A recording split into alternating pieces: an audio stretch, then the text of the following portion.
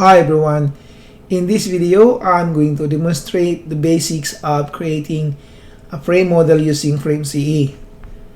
To start the project, click the Files menu, New Project, and create a simple frame using one of the templates. Okay, except now I have a simple frame. The next thing I need to do is to modify this frame to become my desired frame model. So I can add a beam by clicking this button and then click the node, the first node of the beam that I'm going to add, and then declare the relative dimension or relative coordinate of the second node. So if the new beam is along the z-axis, so I will declare the length of the beam as dz. So -5 if the beam is along the z-axis, which is going to the negative side from this node, and then click apply button. I can also add a column by clicking this node, and then because the column is along the vertical or the y-axis, then if it's going down, so -5, and apply. See here, I can also add another beam by using this extend button. So click this extend button, and then you will have a guide here which says click an element to extend. So I will extend this beam, and then after clicking, select the element end node to be extended. So click this node, and then the length of the extension 5. Okay, and now I have extended the beam. So there's also another way of creating a beam by copying. So I will copy this beam by clicking this, and then right mouse click, and then copy elements,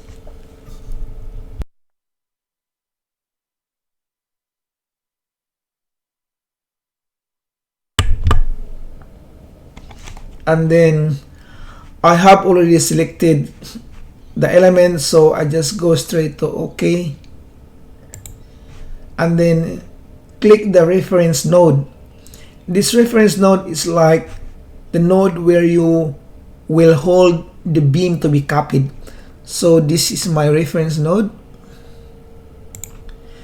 and then click OK, and then the destination of this node is this node here.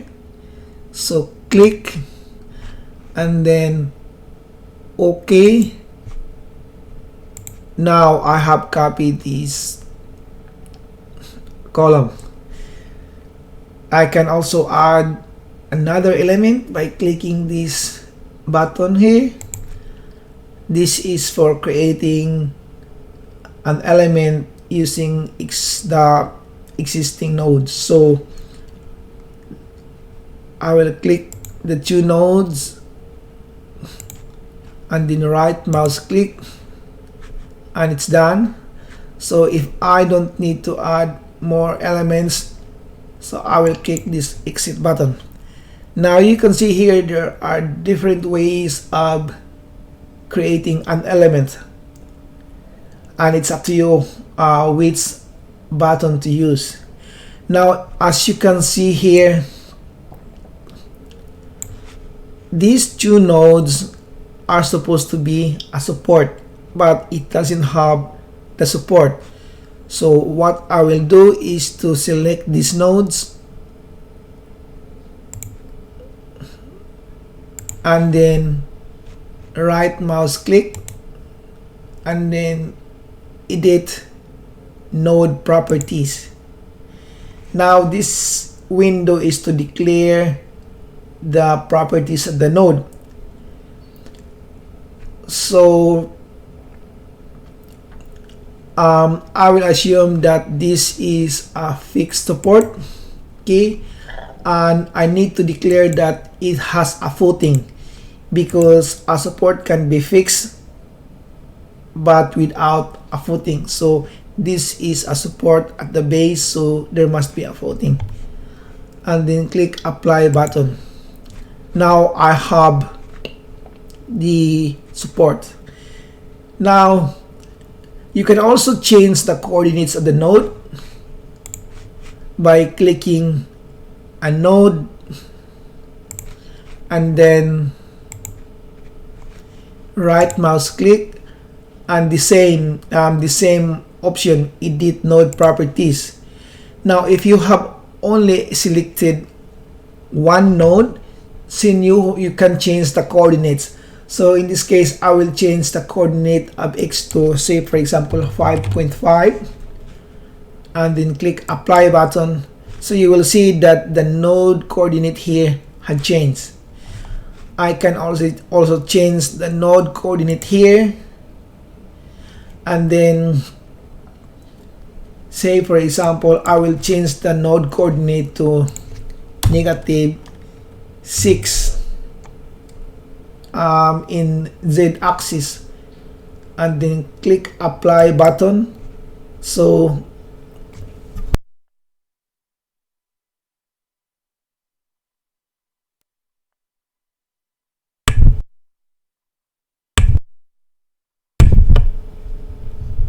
the node coordinate was changed, so the node also moved. Okay, and then apply, exit, or I don't have to apply, just go straight to exit. Now I have here a very simple frame. Now the next thing I need to do is to populate the section library. At this time, all of these members are using a style with this designation, and if this is a concrete frame, so I need to assume that the members are also concrete. So what I need to do is to click the materials menu and then add button and then I will declare the section sizes of the members here. So since this is a concrete, I need to declare the concrete properties. So this is for the concrete strength and the rebars. Okay, and now I can designate the trial sections of my elements. So for rectangular element, I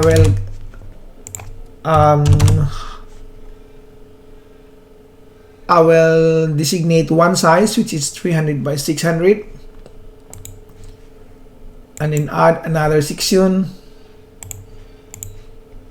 I will designate a square section, for example, for columns, and then OK, and then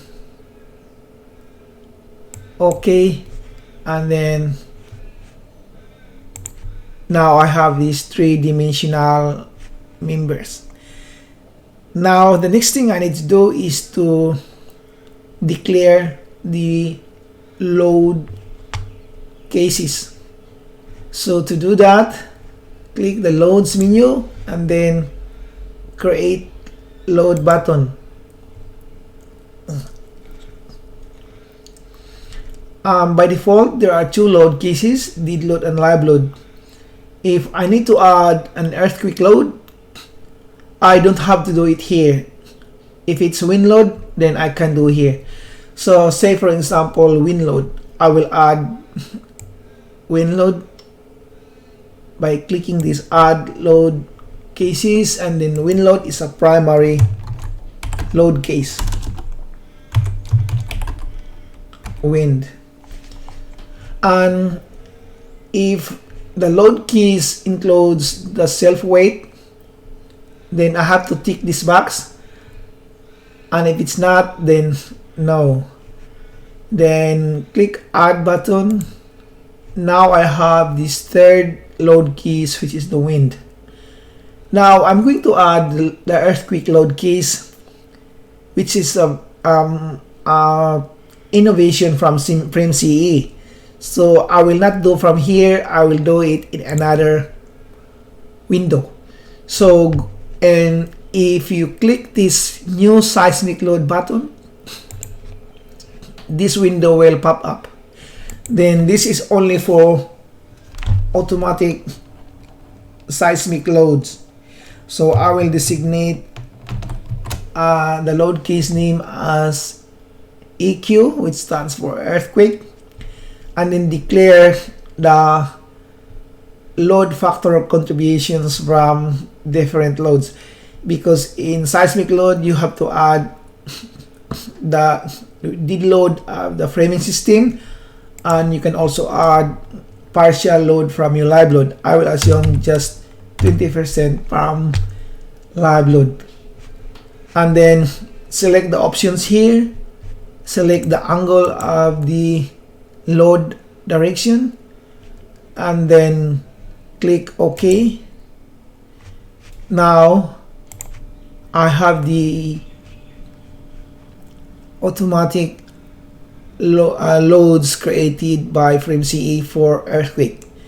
Now if I go to load case menu, I have now this fourth load case, which is the earthquake. Then now I can add the combination load cases. Select the combination, say for example 1.2 did load plus 1.5 live load. The factor is 1.2 for did load, 1.5 for live load, and then nothing from the other loads. So add. Now I have this 1.2 or the combination load case, and you know that load case 5 is a combination because you also have the load factors displayed in this table. I will add one more load case, which is, say for example, earthquake load. Say did load plus I say one okay, did load plus 0.9 earthquake, or I will just say full earthquake. So 1.0 for did load and 1.0 for earthquake. Now I have the load case combination number 6 for did load and earthquake, and also displayed here the primary load cases and load factors.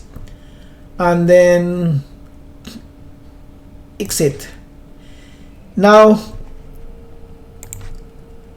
what I'm going to do is to change the section properties of my members. So for columns, I will change these column sections by selecting all of them, and then right mouse click, edit beam properties, and select the column size from here.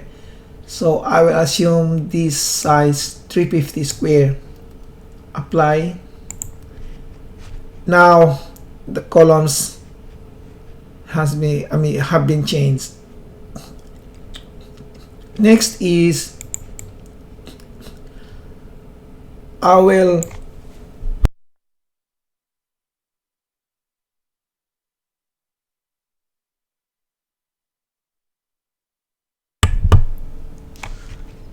change the section properties of the beams.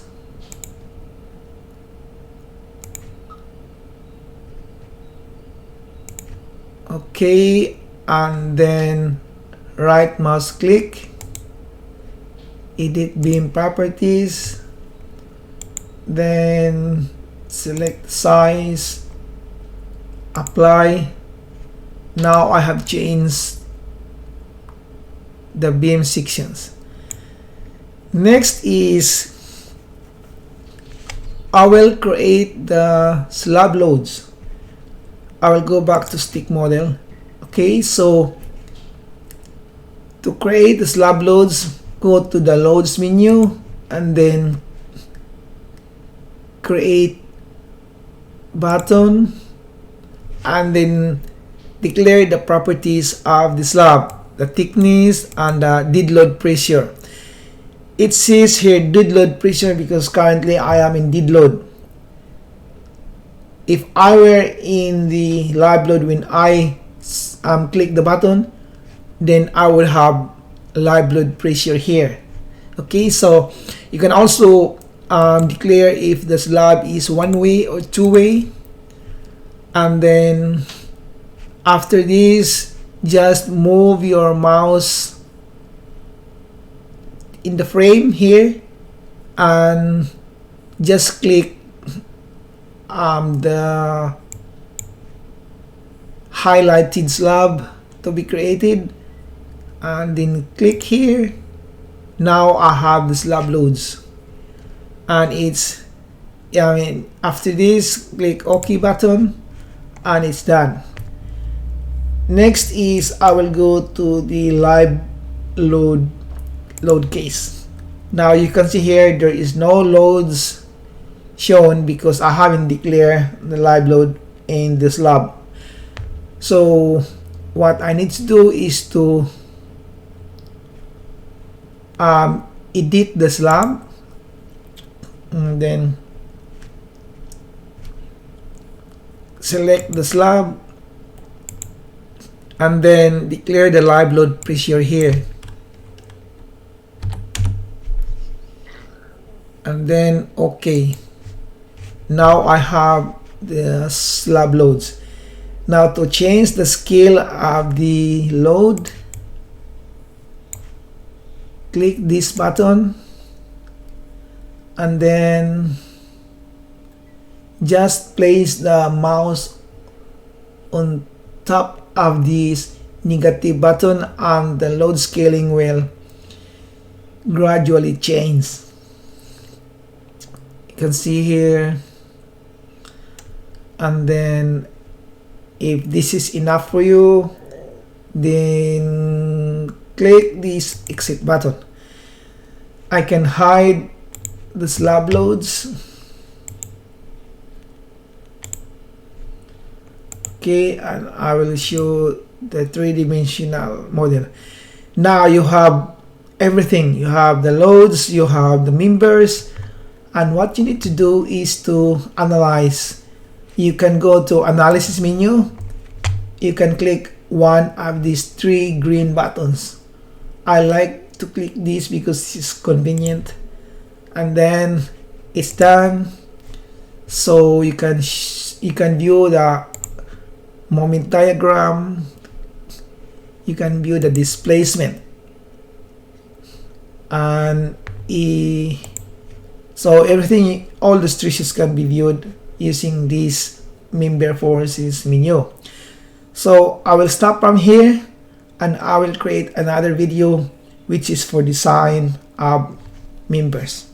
So I hope you learned from this, and if you have questions, just contact me and have fun.